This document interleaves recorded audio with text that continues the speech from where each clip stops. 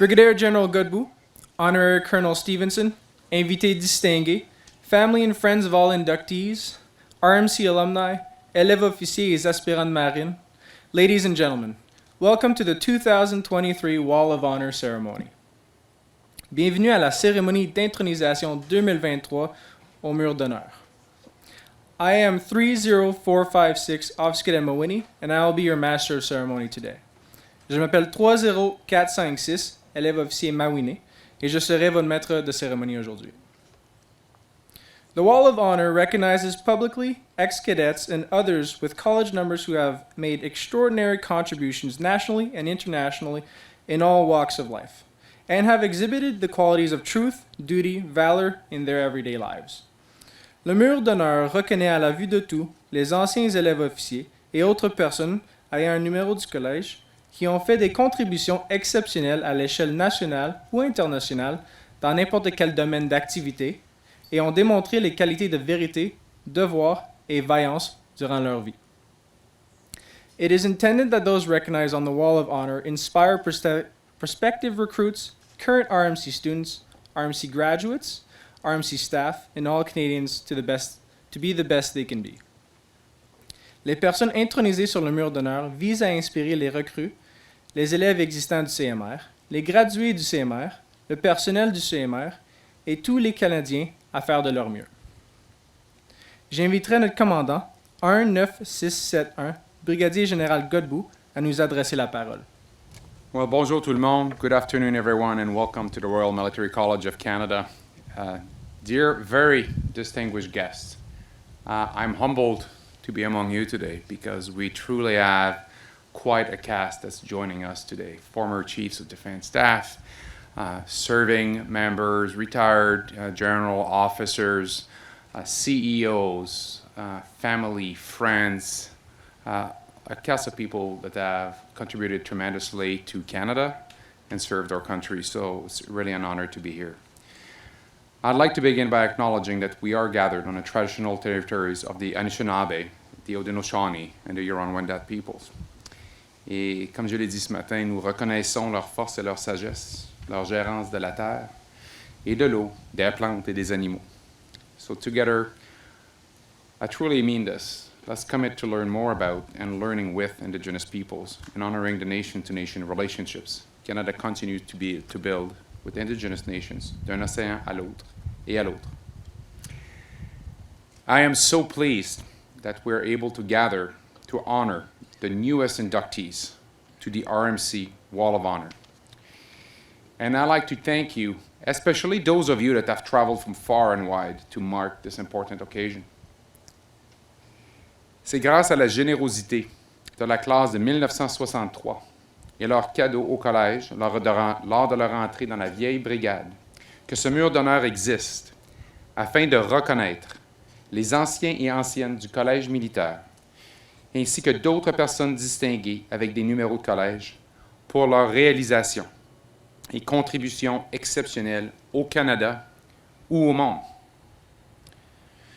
Not only does this Wall of Honor fulfill the role of recognizing the remarkable contribution of ex-cadets, but it also acts as a means of inspiration to current students, graduates, staff, and to all those who have the privilege to explore the campus to see that they too can make a difference. Living so close to the wall, my wife and Anne cannot help but notice the number of people who walk by this Wall of Honor and stop to read the citations of various inductees. For our staff, naval and officer cadets, and visitors, the significance of the Wall of Honor is clear. RMC is forming leaders not only for the Canadian Forces, but of our society. It is truly inspiring to see the names inscribed there. So if you have not had a chance to read every single one of these plaques, after the ceremony, I encourage you to do so. We look at remarkable contributions that each of these individuals have made for Canada and abroad. And every time I meet a particularly inspiring cadet, I never cease to wonder whether we're looking at a future inductee who will be recognized for their service and devotion to our country later on in their life. Now, I would like to take the opportunity to thank the organizers of this annual event as we formally recognize the unique contributions and achievements of 3 exemplary ex-cadets, including Honorary Colonel Lawrence Napier Larry Stevenson. So thank you very much for joining us today, Larry. This is fantastic. As well as the late Major George Chisholm Baker and Captain Navy James Franklin Carruthers, who unfortunately have passed on. Today, we honor those who have gone that extra mile to make the difference while exemplifying the values of truth, duty, and valor. I will not read all their accomplishments because I would be stealing from RMC, but I want to acknowledge Honorary Colonel Stevenson, who's a devoted soldier, an entrepreneur, and a business leader. Please take the time to read his bio. It is quite impressive, and I would love to be able to pick his brain and learn more. It is fascinating. Major George Chisholm Baker was a distinguished planner, an engineer, publisher, and truly a visionary.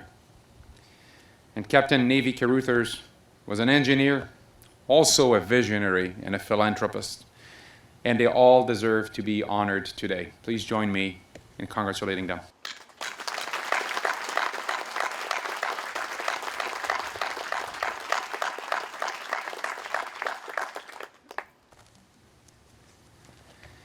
In a few minutes, RMC will highlight, as I mentioned, in longer details, an excerpt of their accomplishments of each of the inductees. And they truly represent some of the best of what the Canadian military colleges contribute to our great nation. They are an example of the character, ethics, and values that should be expected of alumni of these national institutions. And truly take the time to learn about them because you will be impressed. As with all institutions, maintenance, reflection, and adjustments are required along the way in order to improve upon our past and grow with the changing landscape and fabric of our society. As a military university and national institution, RMC's mission remains unchanged. We educate, develop, and inspire bilingual, fit, and ethical leaders who serve the CAF and Canada while remaining military relevant, challenging, and academically competitive. La fondation sur laquelle repose le collège est composée de respect, d'excellence académique et d'intégrité, et rallie sa communauté élargie sous un objectif commun. Mais on se doit de viser à toujours faire mieux. So we're committed to provide a respectful environment where both staff and students can be their authentic self, and we will continue to create outstanding leaders for our future generations. This is our commitment to provide the type of leaders you will be proud to share this wall with in the future and reflect Canada's values as well as the fabric of our society. So in closing, thank you once again for joining us this weekend to congratulate our new naval and officer cadets on the completion of their first year orientation period and to honor these 3 deserving ex-cadets whose name will now grace the Wall of Honor. Alors merci à vous tous de vous être joints à nous pour nous féliciter nos nouveaux élèves et aspirants de marine et de première année et d'honorer ces 3 anciens méritoires dont les noms vont maintenant apparaître sur notre mur d'honneur. Alors félicitations encore une fois à nos récipiendaires et à leurs familles. Congratulations once again to our recipient and their family here today. Please join me for one final round of applause. Merci. In 2006, to mark their 2009 entry into the Old Brigade, the class of 1963 proposed that they design and build a monument to recognize the distinguished contribution of those associated with the Canadian military colleges. I would like to acknowledge the presence of the class of 1963 here today as they mark their 60th anniversary of their graduation from RMC.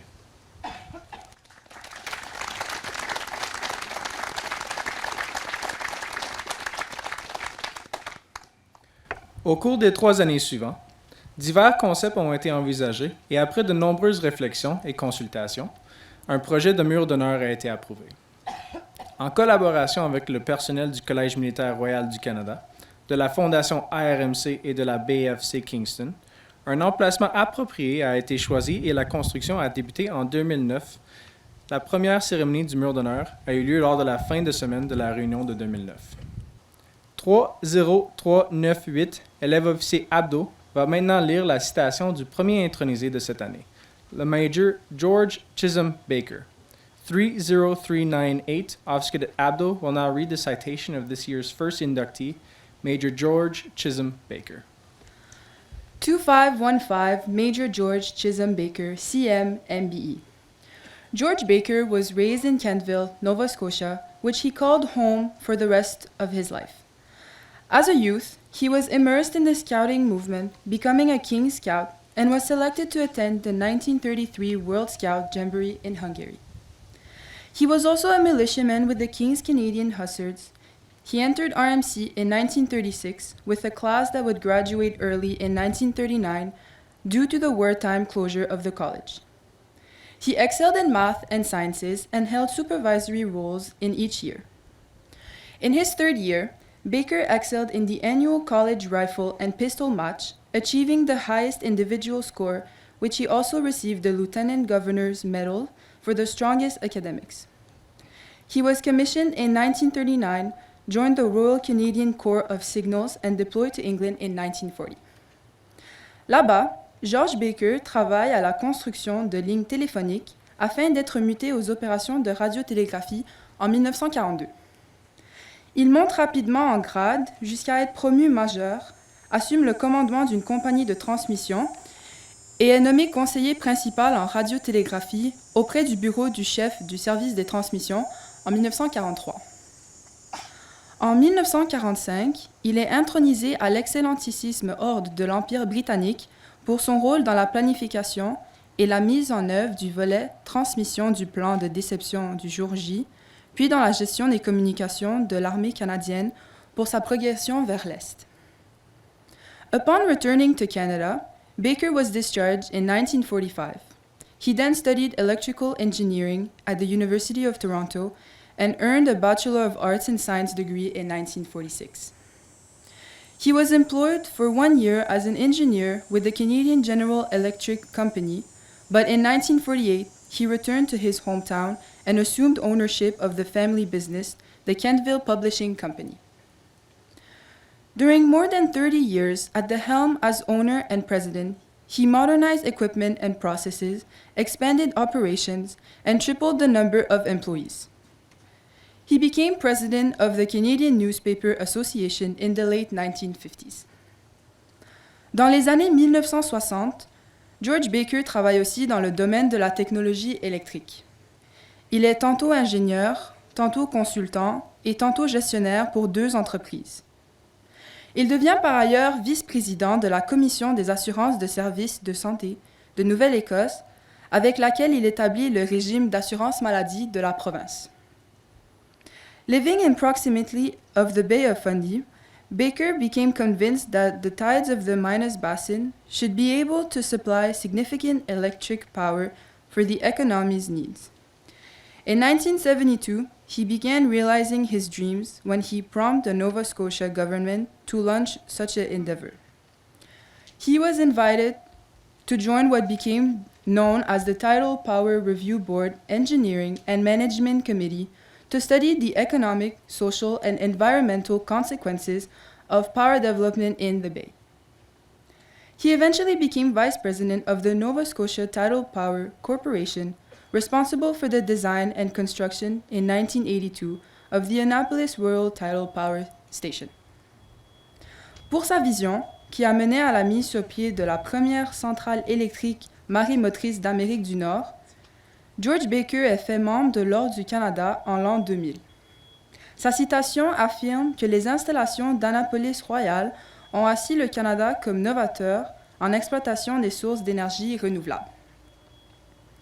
After leaving the corporation in 1989, he remained active in the field and developed an international reputation as a tidal power expert, advising the World Energy Council on the availability of renewable energy sources.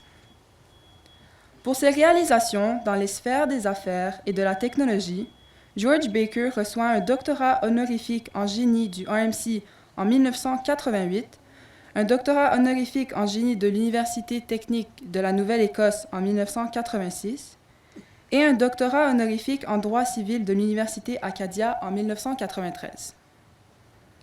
En 1994, à une cérémonie spéciale de collation des grades du RMC, George Baker se voit remettre, aux côtés d'autres anciens aspirants de marine et élèves officiers, dont les études ont été raccourcies à cause de la guerre, un baccalauréat en sciences militaires. Baker was a professional engineer, a Fellow of the Engineering Institute of Canada, a Fellow of the Canadian Academy of Engineering, and a recipient of the Institute of Electrical and Electronic Engineers Centennial Gold Medal.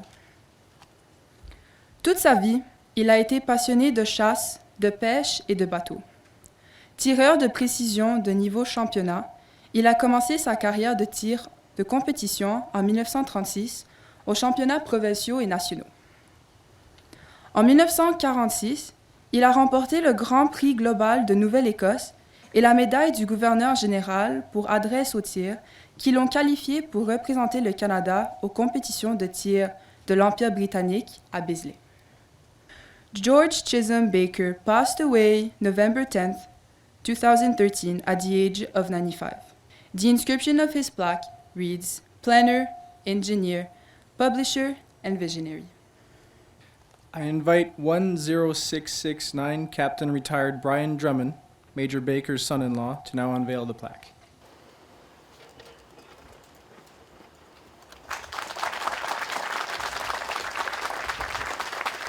I will now read the citation of this year's second inductee, Captain Navy James Franklin Carruthers. Je vais maintenant lire la citation du deuxième intronisé de cette année, le capitaine de vaisseau James Franklin Carruthers. H6604 Captain Navy James Franklin Jim Carruthers, CD, né à Drumheller en Alberta, Jim Carruthers passe son enfance dans les collectivités avoisinantes. Il s'investit dans le mouvement scout et commence très tôt à s'intéresser à la photographie, qui demeurera une passion toute sa vie. Il quitte son foyer en 1961 pour entrer au collège tri-service Canadian Royal Roads. Dès le début, il porte un intérêt marqué aux études de génie électrique. Il participe également à la production de l'album des finissants du collège et à la fanfare. Il fréquente le RMC de 1963 à 1965 et maintient sa trajectoire universitaire tout en s'investissant dans l'Institut des ingénieurs électriciens et électroniciens en tant que vice-président de la vision des étudiants du RMC. Carruthers graduated from RMC in 1965 with a bachelor's degree in electrical engineering and was commissioned into the RCN as a sub-lieutenant. On completion of training, he was assigned to HMCS Gatineau to hone his practical engineering skills at sea. Later, after gaining experience with sonar, missile, and data systems on HMCS Terra Nova, he decided to further his formal education and, in 1971, commenced graduate studies in the Nova Scotia Technical College, where he received his PhD in electrical engineering. During a subsequent posting to NDHQ in 1974, combining his technical skills and academic knowledge, he first began to espouse a revolutionary approach to systems integration in warships. After a year on the Canadian Forces Command and Staff course, he took his visionary concept to the next level and began the driving force and champion behind the development and introduction of the Shipyard Integrated Process and Data System, ShinPads. ShinPads was distributed digital systems approach to ships integration, which provided redundancy and survivability at reduced lifecycle costs and remains a prevailing design used in warships of the RCN and other major navies. Jim Carruthers prend sa retraite de la marine en 1982 et va travailler pour la société Norpac, une petite entreprise électronique basée à Ottawa qui est au bord de la faillite. Il en devient rapidement le PDG et grâce à son expertise et son dur labeur, il réussit un spectaculaire redressement de l'entreprise. Sous sa direction, l'entreprise deviendra et restera jusqu'à ce jour, sous un nom différent, un centre d'excellence de renommée mondiale en matière de technologie de sous-titrage pour la télévision. Jim Carruthers quitte Norpac en 2006 pour entamer une nouvelle vie comme champion de la cause de deux institutions qui lui tiennent à cœur. le RMC et la MRC. Carruthers was a strong supporter of RMC and the RMC Foundation in particular. In 2001, he gifted a substantial endowment to the foundation. His generosity and example were instrumental in the RMC class of '69 becoming one of the most active and generous classes. Through his leadership and active involvement, his class established 3 highly successful award programs: the Teaching Excellence Awards at RMC and RMC Saint-Jean, and the Professor in Leadership program at RMC. He served as the president of the foundation in 2015 and 2016. Generously, Carruthers personally provided funding to the RMC Rowing Club to buy 3 new boats and annually purchased and presented swords for the top naval cadets in their graduating class. From 2001 to 2012, he provided yearly scholarships for 4 reserve entry training plan cadets and funding assistance to new cadets from his hometown of Drumheller. In recognition of his generosity and outstanding support to the military college, the RMC Club made him an honorary life member. Très tôt, Jim Carruthers comprend qu'une nation maritime comme le Canada a besoin d'avoir une tribune pour débattre sérieusement des questions navales, d'être une source reconnue d'opinions expertes sur les questions maritimes et d'être une bonne alliée de la MRC. Il joue personnellement un rôle dans la création de l'Association navale du Canada, l'ANC, une organisation ouverte à quiconque s'intéresse aux questions maritimes et dont il sera le premier président de 2003 à 2017. He worked tirelessly to establish a firm financial footing for the NAC, which led to the launch of the annual Battle of the Atlantic Gala held at the Canadian War Museum.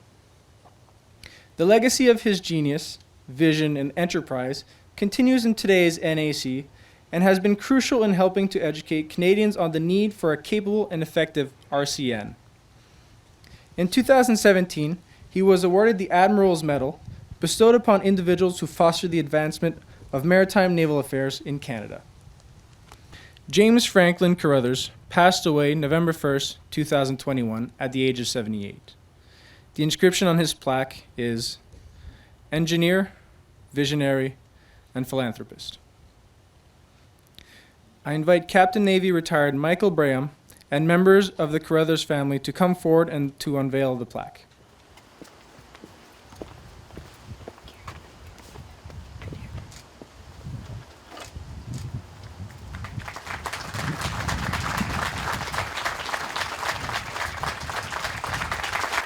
I will now invite 30430 Officer Cadet Parabach to read the citation of this year's 3rd and final inductee, Honorary Colonel Lawrence Napier Stevenson.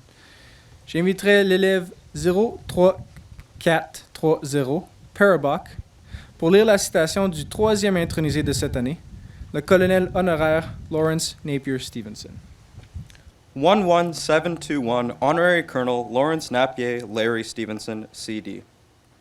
Larry Stevenson a passé ses 14 premières années à Shibugawa au Québec. Doté d'un esprit d'aventure qui lui servira plus tard, il apprend à voler avec son père et atterrit son premier hydravion en solo à l'âge de 12 ans. Stevenson entered preparatory year at CMR Saint-Jean in 1973 and excelled in the military college environment. He was a superb athlete and a strong debater. He finished first on his basic officer training course and consistently topped his occupational training courses. In 4th year, he finished first in his class in honors economics and commerce and won the medal for the top standing in the arts program at RMC.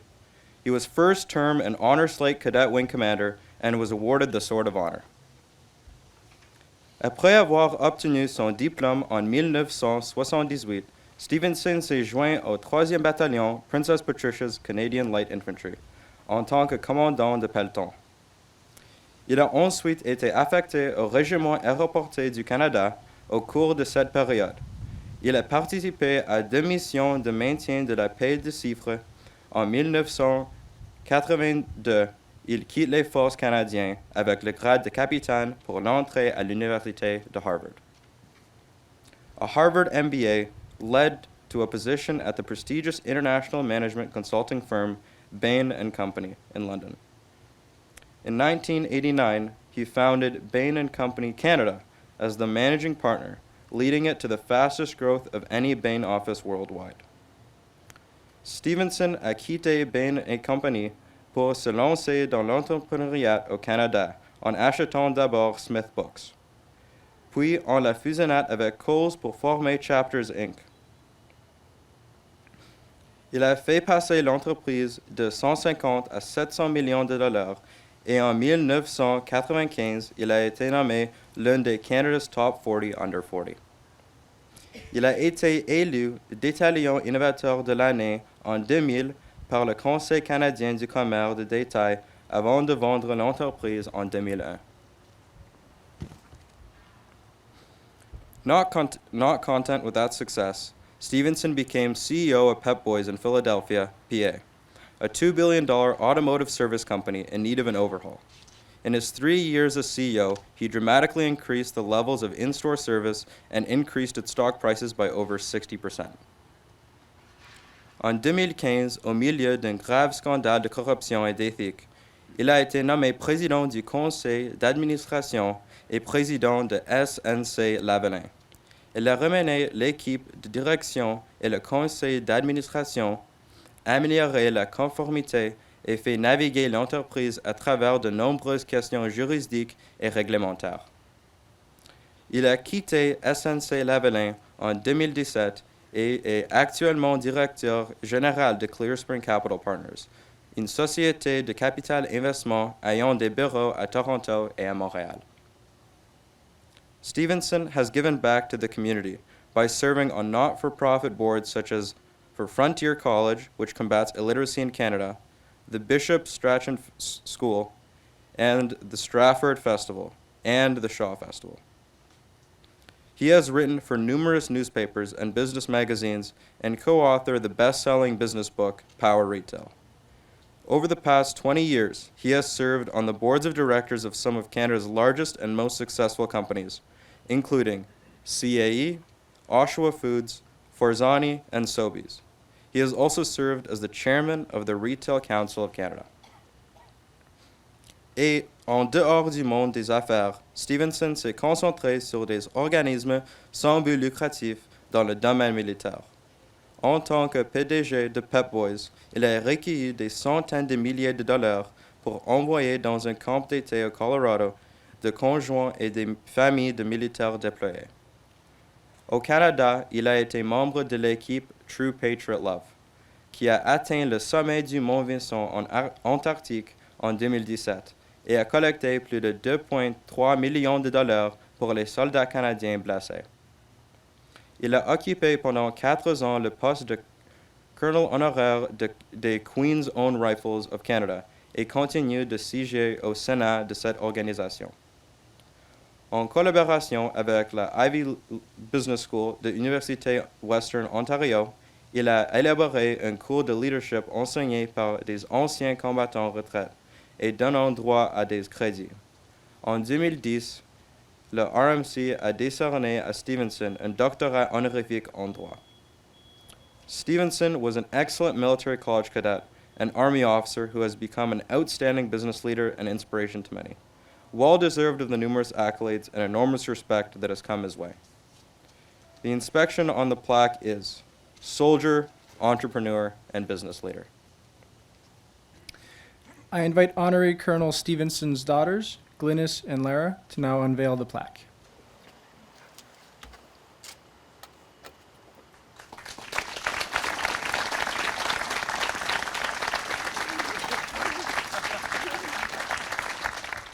Commandant Godbout, chers invités distingués, mesdames et messieurs, merci d'avoir venu aujourd'hui. C'est un grand honneur d'être ici, parmi vous.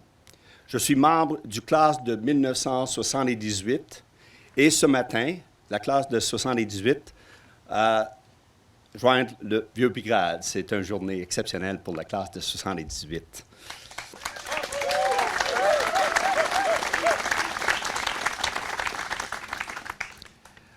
It is such an honor to be inducted today, and I can tell you, having spent the last few days with classmates, there are a number of my classmates who are equally deserving, both those who served and rose to high rank in the military, but also those who have done exceptionally well in the business world. When I was reading the inscription, I was reminded of something my mother, who was a wise lady, said. Whenever anybody gave me all kinds of accolades, I also had times when people weren't being so nice to me. For those of you who followed my years in the book business, when I was accused at the time of being a paratrooper, which, by the way, was not meant as a compliment, that we were putting small independent bookstores out of business. My mother said to me, if you don't believe all the good things that people say about you, I won't believe all the bad things they say about you. So there's a balance in life.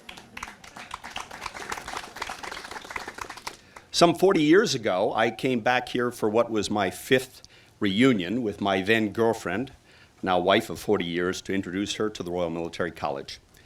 And as we were driving up here on Thursday for the Legacy dinner, I turned to Pamela and I said, did you ever in your wildest dreams think that we'd be coming back up here to be inducted onto this amazing wall? She looked at me and she said, honey, you're not in my wildest dreams.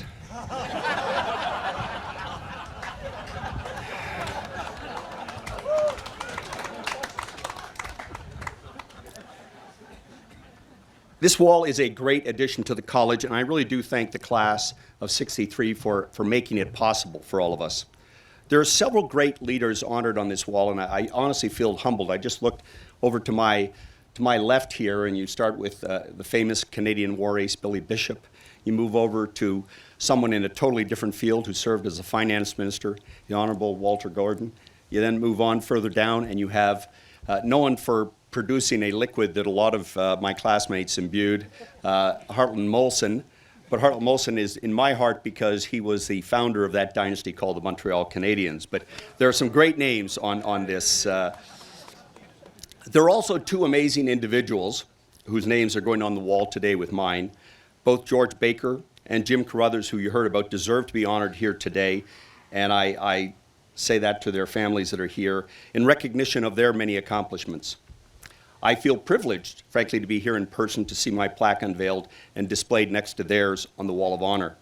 I'm sure they would have been humbled as I am to receive such recognition in person. I consider myself to be a very lucky man. I was born in Canada, a great nation. I was also very fortunate from a very early age to have great mentors and role models. There's 3 in particular that I do want to talk about.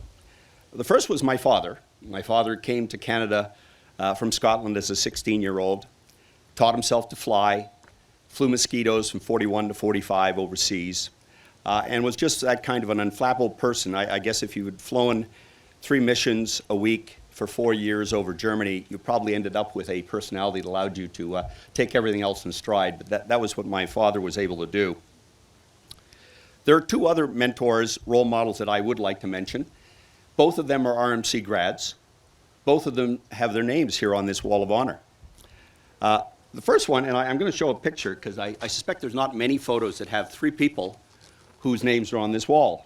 That's me, a much younger me, before the gray hair. There's a relatively young General John de Chastelain, who was the commandant at RMC at the time. And this good-looking fellow over here is Mr. Jean Ostiguy. And I'm going to talk about Mr. Jean Ostiguy and General de Chastelain. Jean Ostiguy was someone I was introduced to when I was probably 13 years old. He wrote my letter of recommendations to come to RMC. Jean Ostiguy was class of 42, served and was wounded in Italy. But Jean Ostiguy also then went on after he left the Army in 1945 to set up a fabulous business that is known throughout Canada, but in investment dealer, went into the Hall of Fame for investment dealers. But what I always remember about Jean Ostiguy was as at a young age, and this was a man you have to understand that hobnobbed with prime ministers. I remember Pierre Trudeau, the elder of the Trudeaus, was at his home and for a fundraiser. And this was a person who obviously saw prime ministers all the time. But whether you were the prime minister or gender, Jean Ostiguy treated you exactly the same way. And if you look up in a dictionary, under gentleman, you'll find Jean Ostiguy's picture. He was a great mentor, and his 2 daughters are here today. 2 of his 3 daughters are here today with us, and they were here a few years ago when Jean was inducted onto the wall himself. The other person needs absolutely no introduction to this crowd, or certainly not to the class of 1978. And that is General John de Chastelain, who is here with us today with Mary Ann. And I have to say, we were fortunate as a class to have an outstanding commandant, a true role model. And I'll come back to say a few words about some of the lessons I learned, because some of those lessons I learned from the general. RMC is an amazing institution. There's a very old school in England, Stowe, that says its objective is to graduate people who, and I quote, are acceptable at a dance and invaluable in the shipwreck. I've seen my classmates dance last night. We may not make do on the first. But I can tell you that every single graduate that I met and served with from the class of 78, I know would be invaluable in the shipwreck. In my class of 78 alone, many excelled in both military and civilian life. The class of 78 produced 6 generals, including commanders of the Navy, Vice Chief of Defense Staff, a whole bunch of business classmates who went on to great success. Some are here, John Carswell, I see Paul Dieterine, Doug Campbell, Dale Robertson, who have gone on to the top of the leagues as CEOs of their businesses. But the class of 78 is not unique. The class behind us produced 2 Chiefs of Defense Staff. I got these statistics from Jim Doherty, who's now working in the Canadian Space Agency, but 5 of the 14 astronauts, Canadian astronauts, are graduates of RMC. That is 35% of the astronauts came from this college. This college graduates not 0.16% of the university graduates in this country.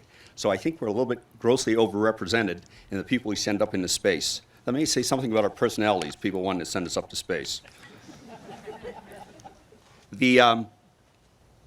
Back in 1993, Canadian Business Magazine did a profile on me, and it was asking me a specific question about how I had compared going to Harvard with RMC. And I said at the time, and I told the story, that my roommate, at the end of our first week, and Harvard's meant to be this pressure cooker where you have to open classes and a professor can cold call you. And I told him, he said, "You don't seem to be stressed at the end of the first week. Like this just seems to be like water off your back." And I said, "Well, honestly, I don't have to get up early in the morning. I don't have to go on parade. I don't actually have to shine my shoes. I actually don't have to go play sports after. I have to read 3 cases and be prepared. And I don't have Mr. Slaney checking to see if I shaved in the morning." So it was all good. And I've often thought about that because I think what makes RMC special is it's not just academic. There are all the pillars.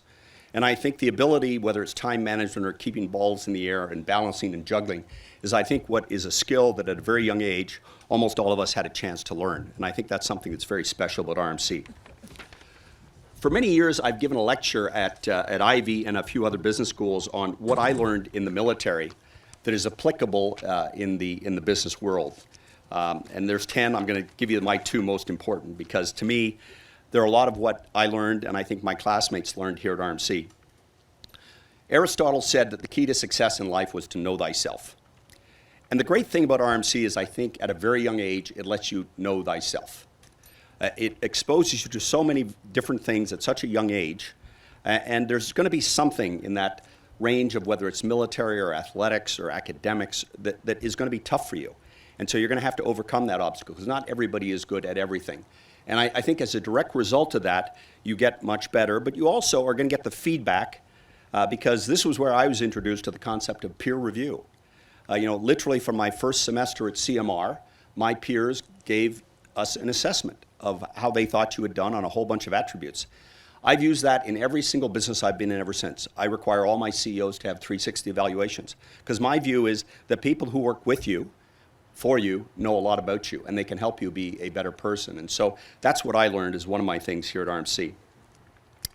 The second thing that I learned was probably the most important, and it was modeled for all of us when we were in 4th year by our commandant at the time, John de Chastelain, and that was to lead by example. Never ask anyone to do something you wouldn't be ready to do yourself. That was certainly the case for John de Chastelain. I can tell you, I played varsity soccer when we were in 4th year. I remember one game in particular that we were playing out here in the fields. It was pouring rain. It was the worst possible weather you could ever see. And there was only one spectator in the pouring rain. and that was the Commandant, John de Chastelain. And so that was the kind of Commandant he was, and it modeled for us, and I know as I've talked with my classmates, there's an imprint on every one of us. It's maybe not a tattoo, but it is certainly a very hard imprint on all of us of what it takes to be a leader. I'm going to close with a story of an amazing leader from many, many years ago. Most of you know the story of the Battle of Thermopylae, 480 BC, which pitted the Persians against the Spartans. The Persians under Xerxes had 150,000 men that were going against 360 Spartans under King Leonidas. They wiped out the Spartans, but not after, it took a long time, and they saved Athens and Sparta in the course of doing that. And the king of the Persians said, I'd like to bring me one alive soldier, because I'd like to understand why they fought so hard. Like, what is it about the leadership of Leonidas that made these soldiers fight so hard? And I'll quote from what this one soldier said. A king does not abide within his tent while his men bleed and die on the field. A king does not dine while his men go hungry, nor sleep when they stand at watch up on the wall. A king does not command his man's loyalty through fear, nor purchase it with gold. He earns their love by the sweat of his own back and the pain he endures for their sake. That which comprises the harshest burden, a king lifts first and sets down last. A king does not require service of those who leads, but provides it to them. We were all very fortunate to attend this college. We are also very, very fortunate to attend it with a leader like General John de Chastelain. And so I thank you for this great honor. It is indeed a humbling experience to see the names that are here, and I hope that I continue to live up to the examples that people whose names are on this wall have done their entire lives. Thank you very much, ladies and gentlemen.